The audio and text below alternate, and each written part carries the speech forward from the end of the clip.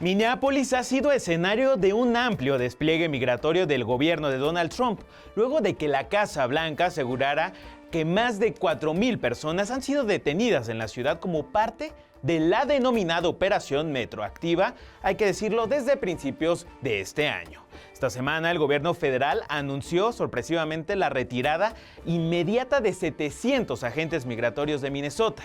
Una reducción, también hay que decirlo, parcial que se da mientras permanecen aproximadamente 2,000 elementos federales en el estado.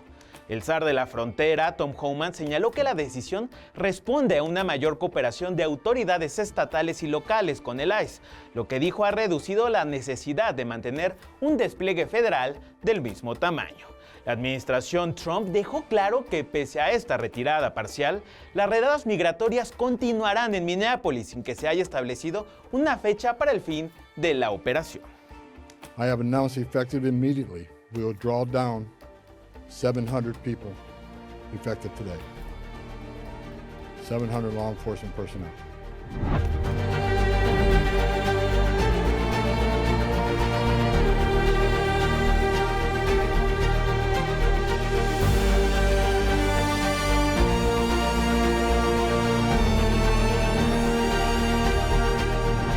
Y durante una entrevista con la cadena televisiva NBC News, el presidente Donald Trump aseguró que su administración podría utilizar un toque más suave en sus operativos de control de inmigración. Esto luego del asesinato de Renee Nicole Wood y Alex Pretty a manos de agentes federales en Minneapolis el pasado mes de enero. Vamos a escuchar lo que dijo el mandatario. Maybe we can use a little bit of a softer touch, but you still have to be tough. These are criminals. We're dealing with really hard criminals. But look, I've called the people, I've called the governor, I've called the mayor, spoke to them, had great conversations with them, and then I see them ranting and raving out there.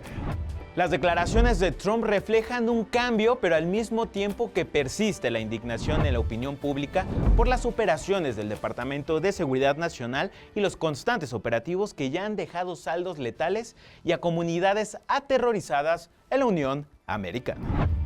Desde el retorno de Donald Trump a la presidencia se ha hecho notorio el surgimiento de ciertas figuras alineadas con la ultraderecha estadounidense, mismas que han impulsado una campaña de desinformación que añade dudas sobre el manejo de casos de fraudes dirigidos presuntamente por migrantes, al mismo tiempo que impulsa una nueva estrategia mediática y en redes sociales para llegar a más y más audiencias. Ese es el caso de Nick Shirley. Vamos a ver.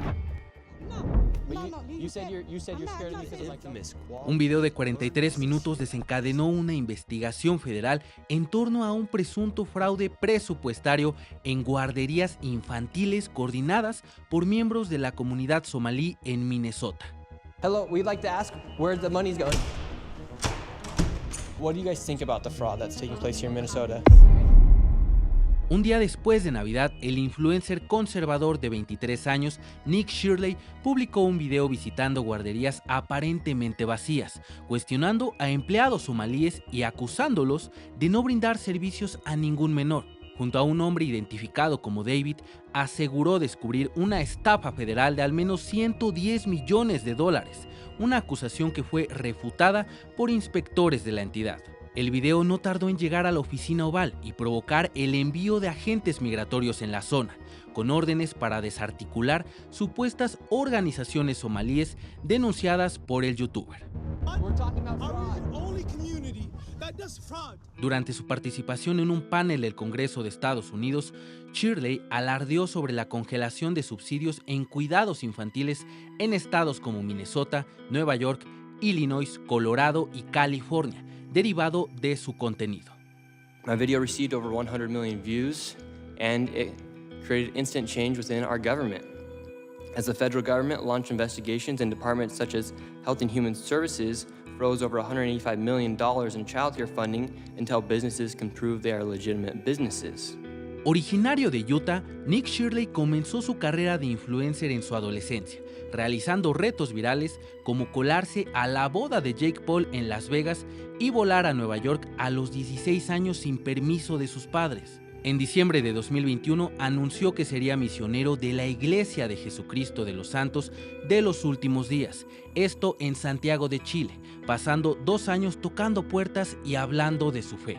regresó a plataformas a finales de 2023, con un video entrevistando a indocumentados en la frontera de Estados Unidos con México en Arizona, momento que definió el cariz político de su contenido, generado con altas dosis del pensamiento MAGA. Previo a las elecciones de 2024, divulgó sondeos referentes a las acusaciones contra migrantes de alimentarse con mascotas, señalamientos hechos por Donald Trump. People like Governor Tim Walz call people like me a white supremacist, delusional conspiracy theorist.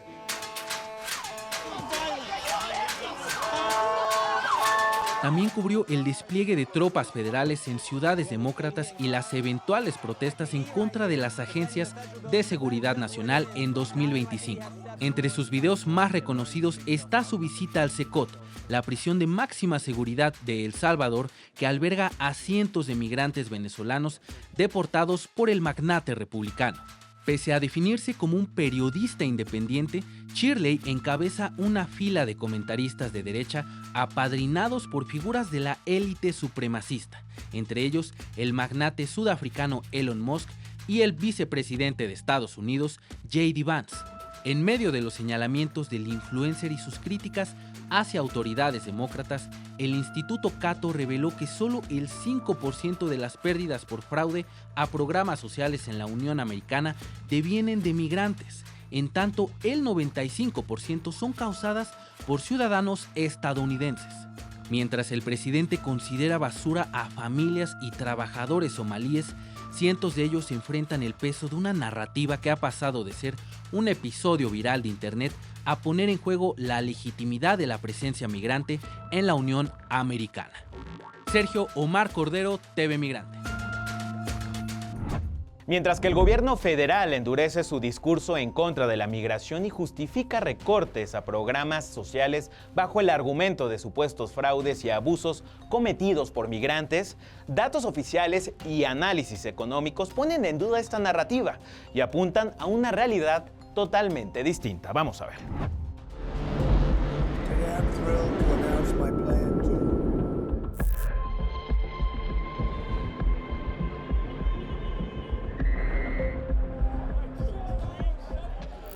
Mientras el presidente Donald Trump intensifica su discurso contra la inmigración y ordena retener fondos federales para programas sociales en estados gobernados por demócratas, nuevos datos desmoronan uno de los principales argumentos de su gobierno: la supuesta responsabilidad de los inmigrantes en el fraude a los beneficios públicos. Entre 2013 y 2024, el 95% de las pérdidas por fraude, estimadas en $5.500 millones, fue cometido por ciudadanos estadounidenses, mientras que la población migrante apenas concentraron el 4.6%. El reporte, basado en datos de la Comisión de Sentencias de Estados Unidos, añade que los inmigrantes defraudan 31% menos que los ciudadanos estadounidenses. A pesar de esto, el gobierno ha utilizado casos aislados, como el escándalo de fraude en programas de cuidado infantil vinculado a miembros de la comunidad somalí en Minnesota, para justificar operativos migratorios masivos, restricciones a la inmigración y nuevas prohibiciones de viaje. En ese mismo giro, anunció la retención de fondos clave para programas de asistencia infantil y familiar en California, Colorado, Illinois, Minnesota y Nueva York, a pesar de que estos programas beneficiaban directamente a niños y familias de bajos ingresos, muchos de ellos estadounidenses. Pero el debate no solo alcanza el fraude, sino también al impacto fiscal de la migración. Según una investigación realizada por Cato Institute, entre 1994 y 2023, los inmigrantes generaron más ingresos tributarios que el promedio y menos gastos públicos que el resto de la población. En 2023, pagaron $1.3 billones en impuestos y solo recibieron $761 millones en beneficios. En promedio, pagaron casi $130,000 per cápita en impuestos, siendo el 23% más que los estadounidenses. Este estudio afirma que la migración tiene un impacto fiscalmente positivo, aportando $6.3 billones en términos reales. Sin esa contribución, el Producto Interno Bruto se habría reducido al menos $4.8 billones en 2023 y la deuda habría alcanzado alrededor del 205%. Con estos datos, la narrativa de que los migrantes sostienen el fraude o viven de la asistencia se pone en duda. Mientras las mayores pérdidas provienen de ciudadanos estadounidenses, los migrantes terminan aportando más recursos de los que reciben, incluso cuando el discurso oficial los señala como una carga para el sistema. Hazel Ruiz, TV Migrante.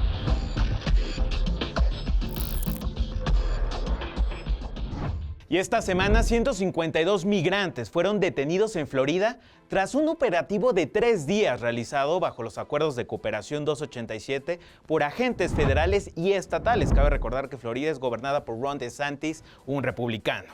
Agentes del ICE informaron que al menos 23 personas fueron deportadas tan solo en el segundo día, sin precisar los lugares de las detenciones ni la información de los demás arrestados. Tras estas redadas, el gobernador justo de esa entidad, Ron DeSantis, confirmó que Florida ha gastado $573 millones en asuntos migratorios tan solo en los últimos 3 años, recursos que han sido tomados de un fondo destinado a emergencias y desastres naturales, asegurando que estas medidas han derivado en el arresto de 20,000 personas migrantes en los últimos 9 meses.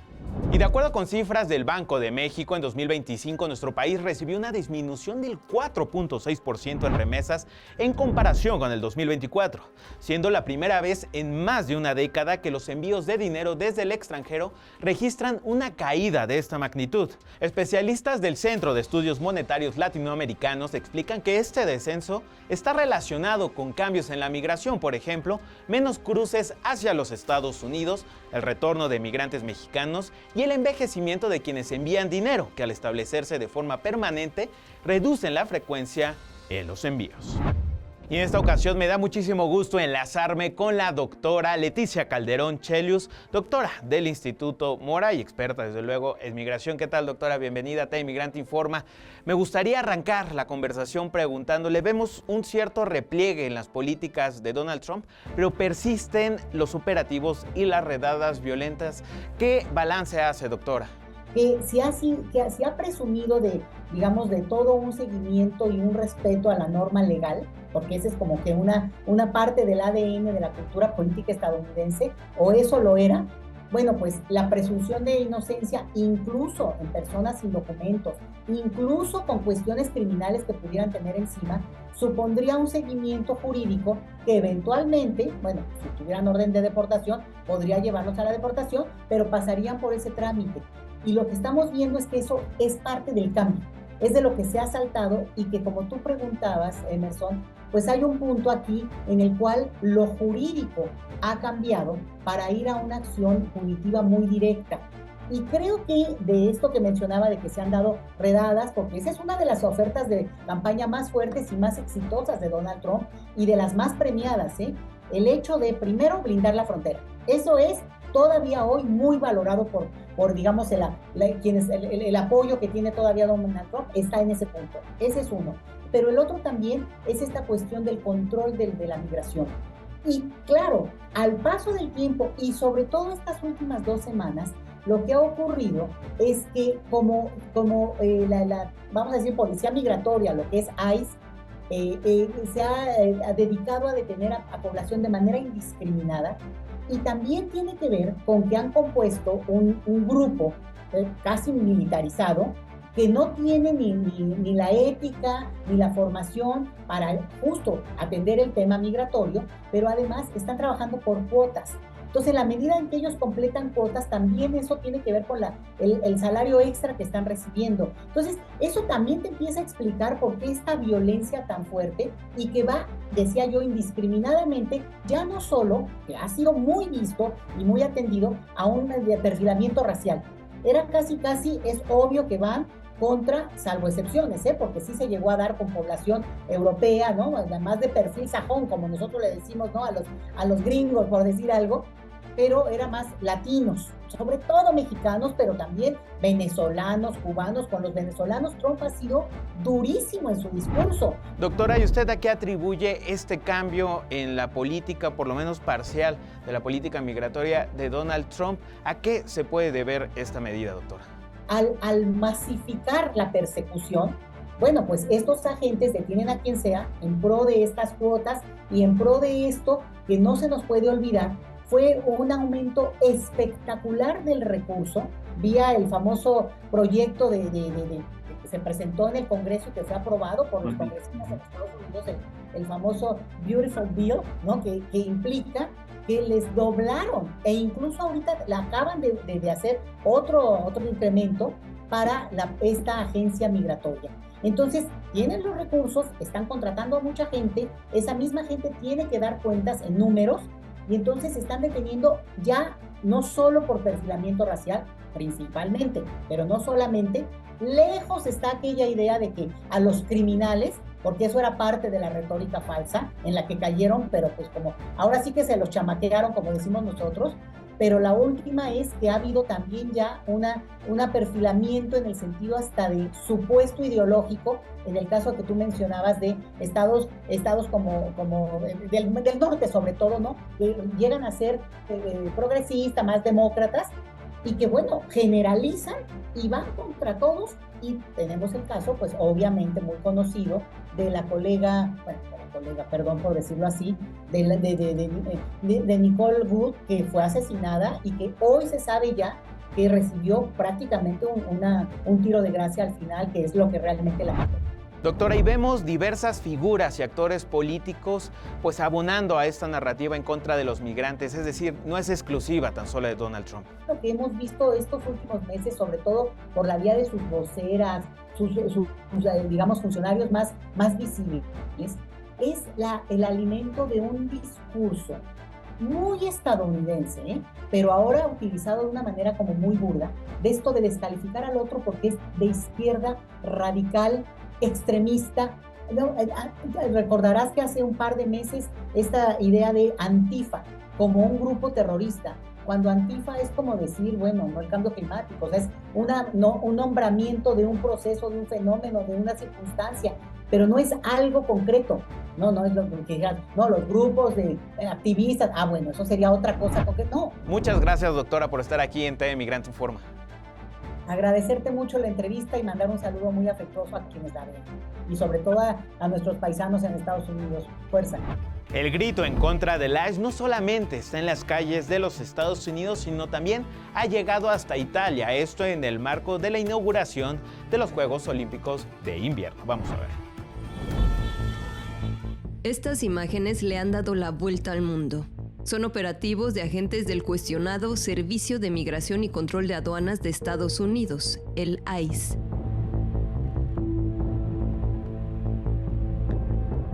¿Qué tienen que hacer los agentes migratorios estadounidenses en los Juegos de Invierno en Italia? ¿Y cómo están reaccionando los italianos a esta medida? Molto preoccupato, parecchio preoccupato. Non penso che sia quello che abbiamo bisogno oggi. E soprattutto considerato quello che sta succedendo là, penso che non sia proprio una guerriglia, una forza di guerriglia, non mi piace. Agentes de ICE viajarán a Italia para apoyar en las operaciones de seguridad en los Juegos Olímpicos de Invierno que se llevarán a cabo del 6 al 22 de febrero. Este despliegue de los agentes migratorios ha generado un duro debate y críticas en Italia. Las autoridades señalan que estos agentes serán los encargados de la seguridad del vicepresidente J.D. Vance y el secretario de Estado Marco Rubio. Da quello che tanto so, avviene normalmente o quasi normalmente quando ci sono presidenti o vicepresidenti o in questo caso il segretario di Stato americano. Tutto qui. Peraltro ci sono anche altri paesi che hanno una loro attività di sicurezza a supporto specifico del capo di Stato, quindi non è un discorso che riguarda le Olimpiadi, ma la singola persona. Un conto è la sicurezza fisica di Vance e di Rubio, un conto è la sicurezza generale dell'evento. Come posso dire, l'ordine pubblico, la sicurezza sul territorio la faranno le nostre forze dell'ordine, ma ci saranno come sempre, anche noi siamo andati in Germania quando ci sono stati i mondiali con la nostra polizia a collaborare con la polizia tedesca, ma questa è una cosa che si fa sempre, quindi sono solo strumentalizzazioni. Según lo informado por la Embajada de Estados Unidos en Italia, los investigadores criminales del HSI, que es el Departamento de Investigaciones de Seguridad Nacional, una de las dos grandes divisiones operativas de ICE, proporcionará inteligencia sobre amenazas delictivas transnacionales, delitos cibernéticos y amenazas a la seguridad nacional. Sin embargo, gran parte de los italianos rechaza la presencia de los agentes migratorios estadounidenses. Non li vogliamo assolutamente, non vogliamo questo mondo, quindi che li tengano, anzi li rinchiudano tutti perché sono dei pazzi, nazisti, fascisti e poco. Las autoridades de Milán se han sumado al rechazo. El alcalde Giuseppe Sala declaró tajantemente que no necesitan al ICE para garantizar la seguridad de los Juegos Olímpicos y remató con un "no son bienvenidos en Milán". Para TV Migrante, Elise León. Destaca por ser el evento deportivo más grande en la Unión Americana. Y en esta ocasión, 5 jugadores de origen latino escriben su propia historia dentro del Super Bowl. Entre ellos se encuentra el pateador de Nueva Inglaterra, Andy Borregales, quien destaca por ser el primer venezolano en jugar el Supertazón y el máximo anotador de los Miami Hurricanes. Pero Andy no es el único latino, también sobresale la presencia de Cristian González, quien a sus tan solo 23 años representa a Colombia como uno de los 100 mejores jugadores de la NFL. En tercer lugar se encuentra Jalen Hawkins, originario de Buena Park, California y defensivo de Nueva Inglaterra, quien mantiene orgullo de sus raíces panameñas en las canchas de juego. Mientras tanto, Julian Love, nacido en Westchester, Illinois, es el jugador de ascendencia mexicana y cubana que mantiene el orgullo de sus raíces latinas gracias a la herencia de su abuelo, nacido en Chihuahua, y de su abuela, nacida en La Habana. Con 22 años de vida, el jugador de los Halcones Marinos y originario de Orlando, Florida, Elijah Arroyo, encontró su pasión por el americano en Quintana Roo, donde descubrió su amor por este deporte. La aparición de 5 jugadores de origen latino en el 60º Super Bowl relata la presencia de América Latina en los Estados Unidos, haciendo de la cultura y las tradiciones el antídoto ideal contra el odio y el racismo. Luego de que funcionarios de la administración de Donald Trump advirtieran sobre posibles arrestos durante el Super Bowl de este domingo en Santa Clara, California, la NFL aseguró por su parte que no habrá redadas ni operativos del Servicio de Inmigración y Control de Aduanas durante el partido. La liga informó que el Departamento de Seguridad Nacional apoyará en la seguridad del evento, pero que entre las agencias desplegadas no se encontrará el ICE. Ante la negativa de la NFL y el rechazo de sectores conservadores al medio tiempo oficial protagonizado por el puertorriqueño Bad Bunny, la organización trompista Turning Point programó un evento alternativo llamado All American Halftime Show, un concierto digital encabezado por Kid Rock para competir por la audiencia durante la misma franja horaria del Super Bowl. La edición más reciente de los premios Grammy quedó marcada por un abierto enfrentamiento entre la industria musical y las políticas anti-inmigrantes de la administración del gobierno federal. En lugar del glamour habitual, la gala sirvió de plataforma para denunciar el reciente actuar de las agencias federales y la retórica anti-inmigrante del gobierno de Trump. Vamos a ver. And the Grammy goes to Bad Bunny, Debbie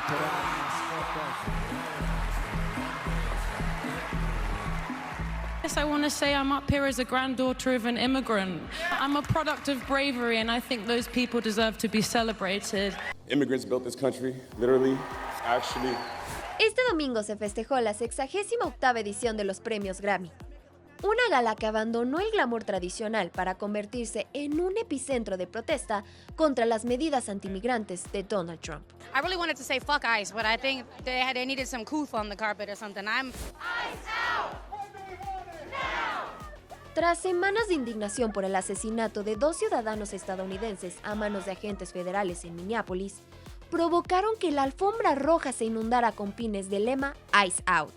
Artistas como Billie Eilish, Phineas, Justin Bieber y Lady Gaga lideraron esta protesta visual contra el Servicio de Inmigración.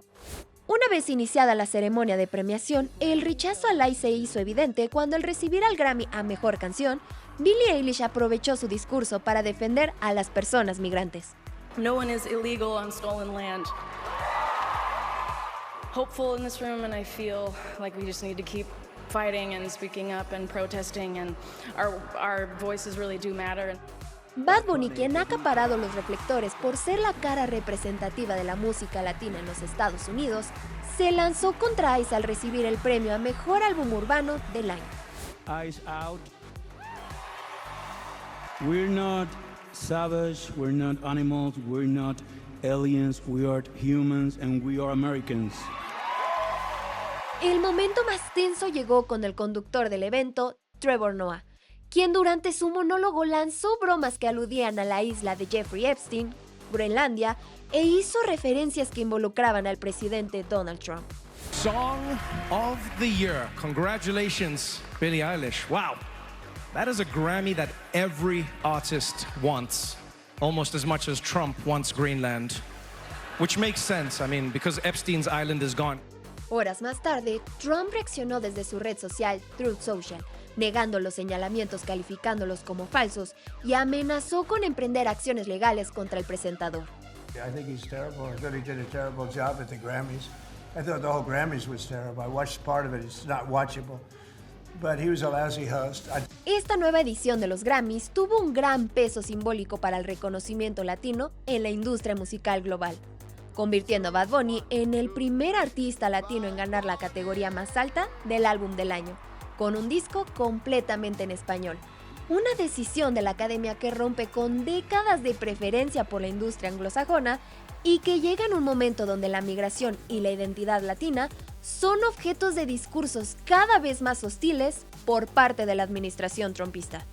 Con los Grammys marcados por un fuerte discurso en defensa de las comunidades migrantes, la industria musical terminó reflejando un malestar que va más allá del entretenimiento, siendo escenario de una batalla cultural que cada vez con menos filtros decide plantarse abiertamente contra Donald Trump. Hazel Ruiz, TV Migrante. Muchas gracias por acompañarnos en TV Migrante Informa. Yo soy Emerson Segura y no se pierdan todo nuestro contenido en nuestras redes sociales en @TV Migrante, la plataforma digital de los medios públicos MX Plus en Altavoz Radio, en Canal 14 y desde luego en TV Migrante. Hasta la próxima.